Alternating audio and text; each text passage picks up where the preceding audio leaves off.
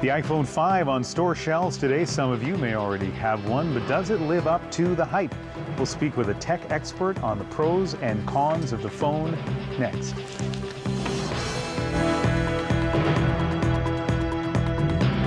Goat was lucky to have it. As it struggled to keep his head above water, a brave little pig, really, paddled out to save it. It guided the goat to dry land, averting a crisis at the petting zoo. The hero pig is quickly becoming a YouTube hit. Now, many of you probably saw that last video on a smartphone, but how many of you watched it on an iPhone 5? Well, my next guest is a tech writer who got the new phone this morning, and there you are holding on to it now. Akash Sablok, we've talked to you a few times before about Apple stuff mainly. You're kind of an Apple guy, right? You're a fan of Apple? I'm a fan of Apple, definitely, yeah. And so I guess I shouldn't be surprised to hear, but I'd like to hear you tell me you love this phone.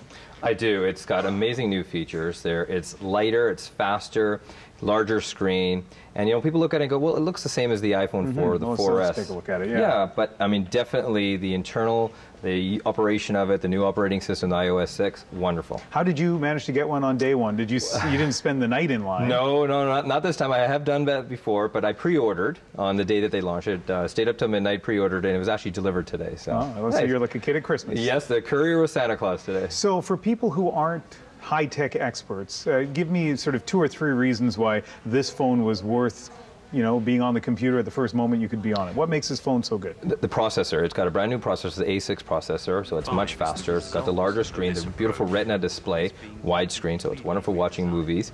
You have an operating system that is very intelligent. It's been refined over the years. Huge app store. You've got thousands and thousands, hundreds of thousands of apps that you can do with it, compatible with all the other devices that you've had before as well. And now, any negatives? I've had a little trouble with it. You're having a hard time even coming up with negatives. No, I've been playing around with it. I've actually been playing around with the operating system since Wednesday, and the Maps has been giving me a little bit of difficulty. It sent me to a couple of wrong addresses, but I think it's going to take time. Apple's only been working on the Maps for a few years. It'll take time. Google has about a 7-year head start on them, so it's going to take some time for that. Now, I think maybe we can't be friends because I have a BlackBerry, not an iPhone. And the thing I like about the BlackBerry is email. That's one big thing. Definitely. BlackBerry Messenger, the security of the BlackBerry. Is it time for BlackBerry guys like me to let go when you consider that's what I like about the BlackBerry? The email function of the BlackBerry is absolutely fantastic, no doubt about it. It's much more improved here in the iPhone.